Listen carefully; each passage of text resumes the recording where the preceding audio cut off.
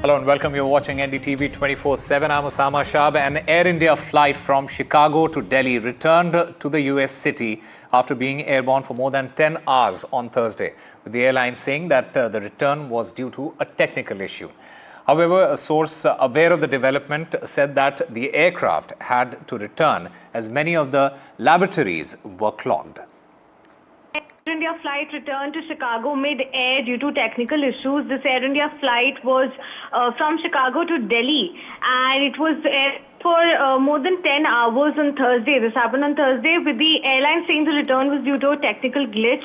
However, the source mentions that this happened as the lavatory inside the aircraft were clogged. This flight was a Boeing 777-337ER aircraft, and it returned after such information, and upon landing at Chicago, all passengers and crew were disembarked normally. And what we, however, understand from the Air India spokesperson, saying that this particular aircraft did, come back with the passengers on board were compensated with accommodation to minimize their inconvenience. Alternate arrangements were made for all the passengers to fly back to their destination. This is what Air India has said in a statement. However, we do understand that this aircraft had a little over 340 seats, including first class, business class, economy class, and so on. And there are 10 lavatories, including 2 for first class passengers in this particular aircraft.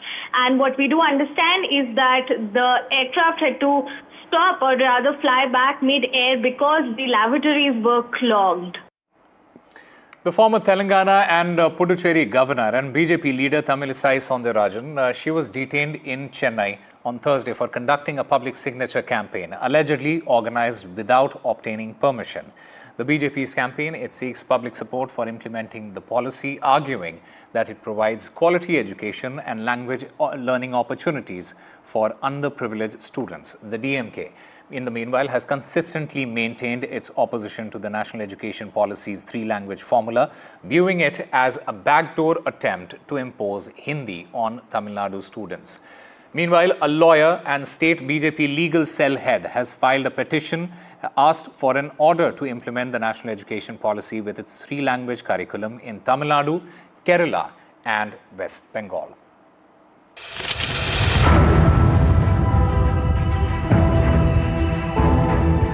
Dramatic moments in Chennai as the city police stopped the BJP's former Telangana governor Tamilisai Soundararajan as she and party workers launched the door-to-door signature campaign in favor of the 3-language policy. The police say the BJP had no permission, but the BJP hit back. Party is keen to take the DMK head-on the national education policy controversy. Almost 30 to 40, you would have seen 30 to 40 policemen surrounded me. They didn't allow me to move, neither to get the signature, not to move. Then after that, they were forced to oblige because 3 hours. After, when they allowed only, I got the signature, then only I left the venue. Because they told you cannot get the signature. Then I told, why are you preventing me from meeting the people? No, you didn't have any permission. To meet people and to get a signature, why permission is needed? In spite of that, we have asked for permission. But they are afraid of this signature campaign. Meanwhile, continuing his offensive against the centre, accusing it of Hindi imposition in the name of new education policy, Chief Minister M.K. Stalin called it chauvinistic to name even criminal laws for the entire country in Hindi that Tamils can't pronounce or read.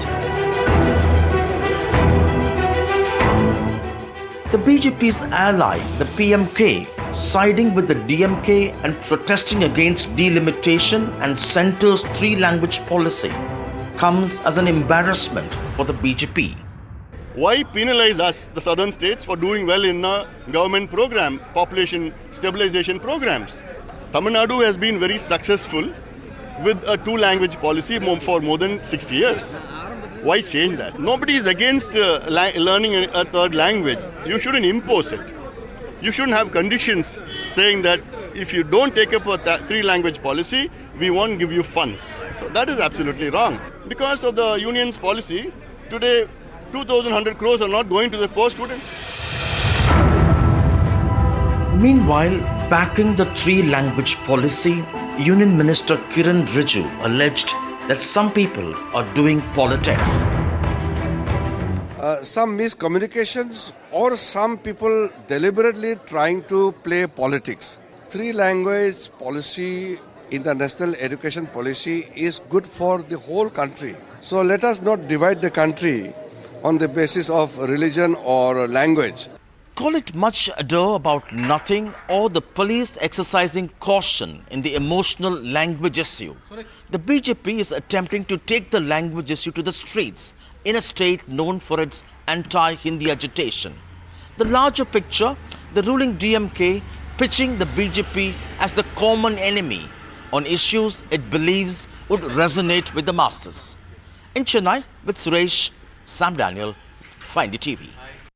Meanwhile, the BJP leader Tamilisai spoke to NDTV's Maria Shakil. Listen in to that conversation. You are, perhaps the only mainstream party which is opposing the two-language policy which is currently in place in the state, backing delimitation. Don't you think that this could backfire? No, we are not feeling isolation because whether it is delimitation or the two-language policy, it is falsely propagated by the DMK government. In fact, I can see so many problems in the DMK government. There is women harassment there, a law and order situation problem, corruption charges. Most of the ministers are with corruption charges to hide that.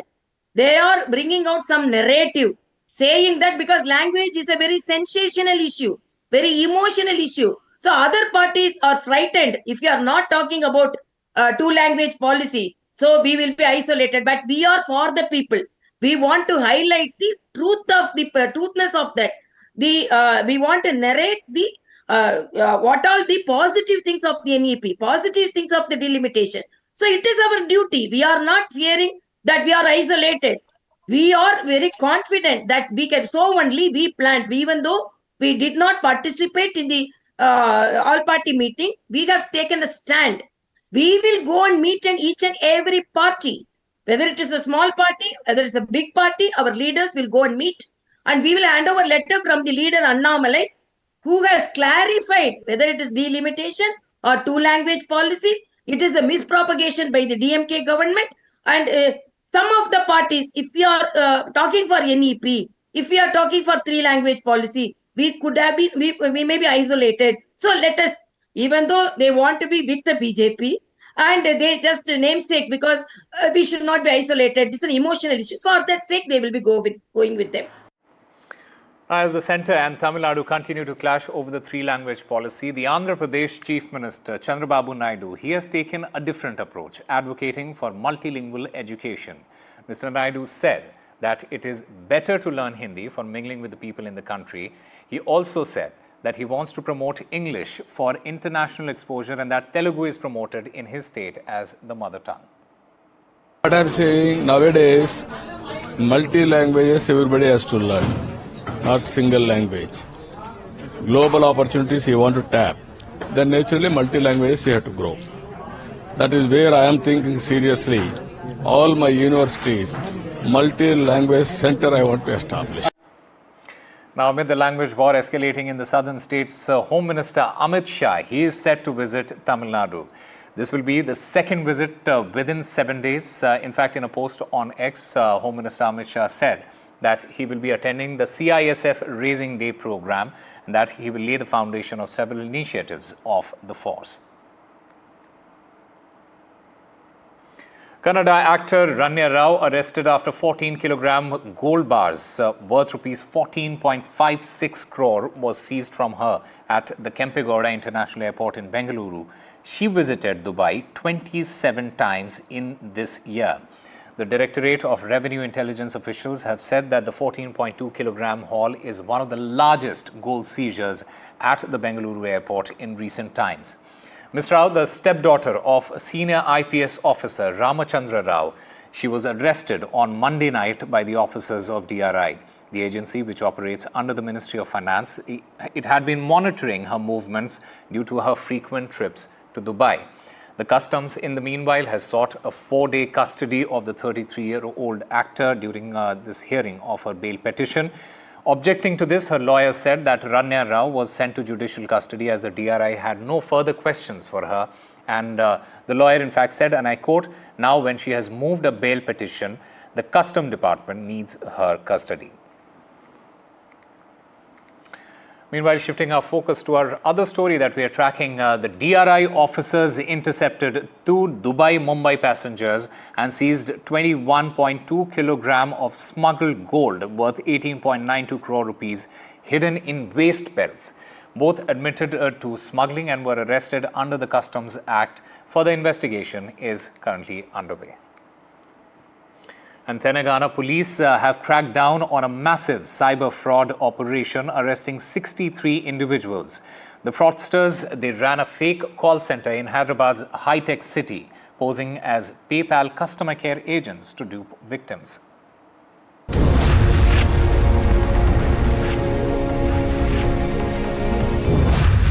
A posh-looking call center in Hyderabad's high-tech city area. 63 people working there, most of them from the northeast, have been arrested by the Telangana Cyber Security Bureau for indulging in an international cyber fraud. It was a call center which was running from Madhapur, where 63 people we have arrested. What they were doing, it started operating in January this year. They will first, they get data of PayPal customers, in which emails are also there. Then they would send an email saying that you have made ABCD XYZ purchases. And then they would say that there's certain issue with the payment gateway and they would like to verify. And on that basis, then they get your details, your banking details and all, and that is how then they defraud. It's typical. After that, they follow that typical OTP fraud kind of a thing, which is there, that they'll send you some link, you will click on that link, and then your data gets compromised.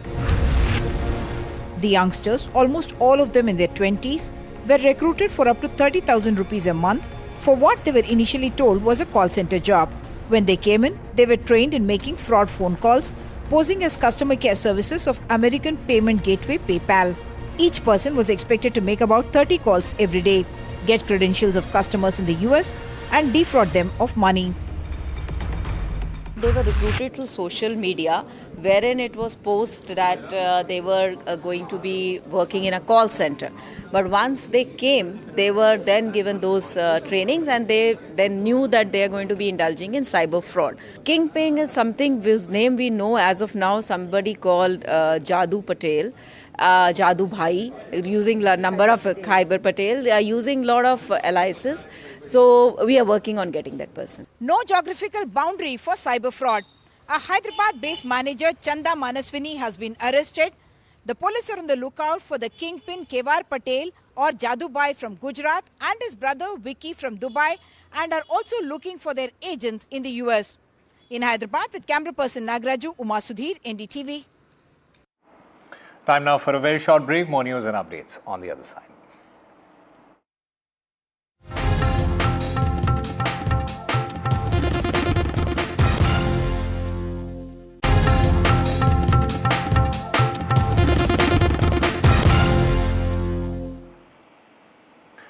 The External Affairs Minister, Dr. S. Jaishankar, he spoke about the situation in Kashmir and the steps taken by the Indian government, such as removing Article 370, restoring growth and economic activity. Dr. Jaishankar also said that Kashmir issue is mostly resolved, and he called for the return of the stolen part of Kashmir by Pakistan. However, he made it clear that the unresolved aspect of the issue lay outside of India's control. On Kashmir, actually we have done, I think, a good job. Removing Article 370 was one step, number one. Then restoring growth and economic activity and social justice in Kashmir was step number two. Holding elections, which were done with a very high turnout, was step number three. I think the part we are waiting for is the return of the stolen part of Kashmir, which is on the under illegal Pakistani occupation. When that's done, I assure you, Kashmir solved. Meanwhile, Dr. Jaishankar also spoke about India's relationship with the United States, particularly under Donald Trump's leadership. He said that Washington's shift towards a multipolar polar world aligned with India's interests. I don't think there's any policy on our part to replace the dollar. As I said, at the end of the day, the dollar as the reserve currency is the source of international economic stability. And right now, what we want in the world is more economic stability, not less. Now, obviously, there are, I would also say, in all honesty, I don't think there's a unified BRICS position on this. I think BRICS members, and now that we have more members, have very diverse positions on this matter. We do believe today that working with the United States and strengthening the international financial system, economic system, is actually what should be the priority. So I think that both a strategic assessment as well as our sense of what is required today by the international economy will really guide our thinking on this matter. The US President Donald Trump has delayed tariffs on Mexico. He's in fact paused tariffs on some Mexican imports. This exemption for the goods comes under the USMCA, that is the United States-Mexico-Canada Agreement. The Mexico-US agreement will be valid until the 2nd of April. This move, it comes out of respect for the Mexican president, is what Donald Trump has said. He also adds that our ties are good with Mexico. And the United States president, he also accused Justin Trudeau of using the ongoing tariff war between Canada and the United States to stay in power and slam the neighboring countries' efforts to curb the inflow of fentanyl. In Truth Social post, he said that he in fact revealed that he had a somewhat friendly call with Justin Trudeau after the US imposed 25% tariffs on imports from Canada, and went on to take a dig at on Trudeau of allowing tremendous amounts of fentanyl, which is a synthetic drug, and he also spoke about illegal immigrants into the United States. Now, the US envoy to the Middle East, Steve Witkoff, is on his way to Saudi Arabia for a meeting with Ukrainian President Volodymyr Zelensky's chief of staff, Mike Waltz, Marco Rubio, Steve Witkoff. They are set to meet the Ukrainian NSA and others in Riyadh. The US President Donald Trump issued an ultimatum to Hamas. In fact, this comes at a time when the Trump administration claimed that it had been in direct contact with Hamas. It's time to stop this madness. It's time to halt the killing. US President Donald Trump has issued what he calls a last warning to Hamas to release the remaining hostages in Gaza, and issued an ultimatum to Hamas leaders to flee. After meeting freed hostages, Trump wrote on Truth Social platform, "Release all of the hostages now, not later, and immediately return all of the dead bodies of the people you murdered, or it is over for you." The first phase of a ceasefire ended over the weekend after 6 weeks of relative calm that included exchanges of Israeli hostages for Palestinian prisoners held in Israeli jails. While Israel has said it wants to extend the first phase until mid-April, Hamas has insisted on a transition to the second phase, which should lead to a permanent end to the war.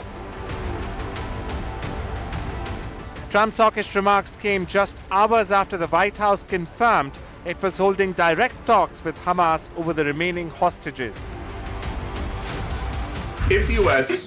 has a long-standing policy that we do not negotiate with terrorists, then why is the U.S. now negotiating directly and for the first time ever with Hamas? Well, when it comes to the negotiations that you're referring to, first of all, the special envoy who's engaged in those negotiations does have the authority to talk to anyone. Israel was consulted on this matter. Hamas has accused the US president of encouraging Israel to break the ceasefire deal, though Trump had threatened Hamas of consequences even earlier. But it is for the first time that the US administration has directly started talks with Hamas to release the American hostages. The United States has initiated talks with Hamas, which is unprecedented and which shows that in diplomacy, just isolation and coercion doesn't work, but negotiation only seems to be the lasting solution. In Delhi with camera person Pooja, Mohammad Ghazali for NDTV. That's all we have for you. Keep watching NDTV.